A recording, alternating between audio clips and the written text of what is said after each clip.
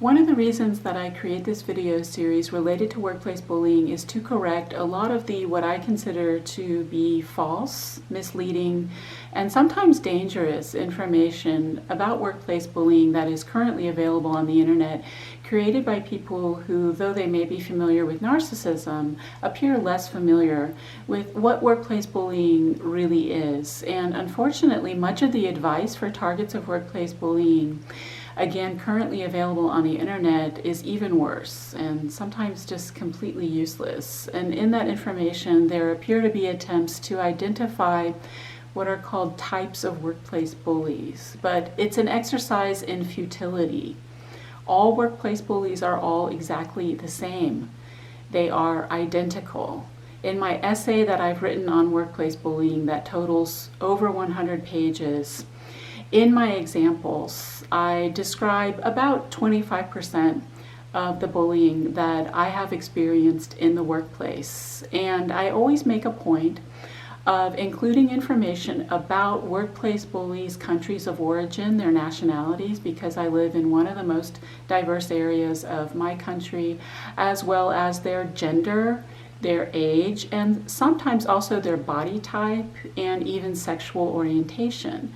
And though I know I may get into trouble for doing that, I did it on purpose. I did it for a reason, and that is to paint a picture, to illustrate, to make a point about the superficial diversity of the workplace bullying population. Because after death and taxes, pretty much one of the few things in this world or in this life that never discriminates is narcissism.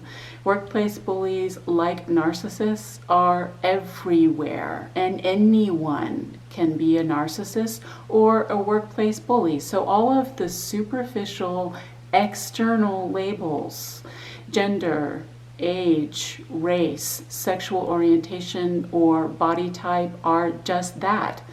And the variety that appears to exist in a workplace bullying environment is deceptive. Psychology is a science, it's a soft science, but it is a science nevertheless, and that's because it replicates. Workplace bullies, like narcissists, are all so utterly predictable, you would think that they would be embarrassed. They all perform and behave with such routine regularity that you could time your watch by it. It's like watching a mechanized ballet. A workplace bullying environment is effectively one massive hydra.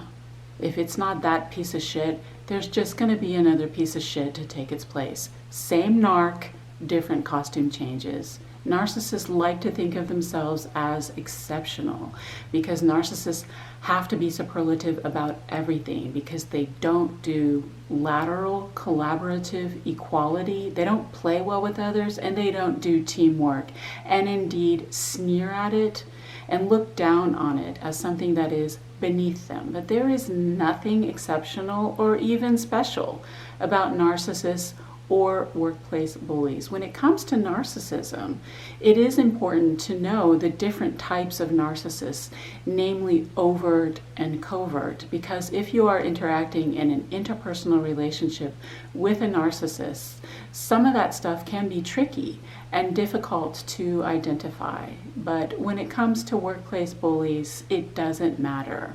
They are all the same. Workplace bullies are not defined by who they are or even what they do. Workplace bullies are defined by the quality or lack thereof of their spirit.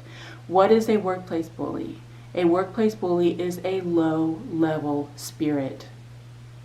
Empty, boring, superficial, shallow, insecure narcissist. Trapped and enslaved completely in the physical, material world, experiencing life exclusively through the immediate five senses, without any creativity, imagination, fantasy, or even abstract thought, who does not speak the language of energy, who cannot read or understand spirit, who demands narcissistic supply exclusively from other people in the form of attention, and who does not take no for an answer, psychotically obsessed with dominating, anyone who is threatening, intimidating, or even challenging, who enjoys hurting other people, because that is the only way the workplace bully can feel good or indeed feel anything at all, and who takes power from hurting other people, because the workplace bully cannot create anything and has nothing to give. In the past, in the bargaining stage of my grief about workplace bullying, I tried many different things to, if not solve the problem, at least make it better. And that included many different workplaces, many different environments. I tried working with refugees, thinking that if exposed to the unparalleled suffering of a population that is truly the least of these on this planet, my colleagues would have some sense slapped into them. Instead, I ran into the same bullshit I encounter anywhere I work. Years after that, I went to work for an engineering firm, surrounded by colleagues with PhDs on one of the top levels of one of the highest skyscrapers in the downtown of one of the largest cities in my country, thinking that if I were literally physically on a high level, working with people who were more educated and more professional than I was, that I would have coworkers who were so secure and confident in their work and in their education, and who were so focused on their very detailed and demanding work that no one would have a problem with me. And instead, I experienced some of the worst workplace bullying of my life, and indeed was stalked by some of my coworkers for years after I left that workplace. Proof that workplace bullying, like narcissism, does not discriminate. It is inescapable. I've worked in many different industries, ranging from low-wage service jobs such as being a server in a restaurant to the professions. I've worked in the fields of translation, travel, journalism, and education, and I was bullied throughout all of it. Because like gender, age, physical appearance, race, sexual orientation, the industry does not matter. Workplace bullies are all working for the same employer, if you know what I mean. So that's an introduction to my theory that all workplace bullies are the same. To read more in detail, I've written an essay on workplace bullying. It's on my website. I include that information in the description.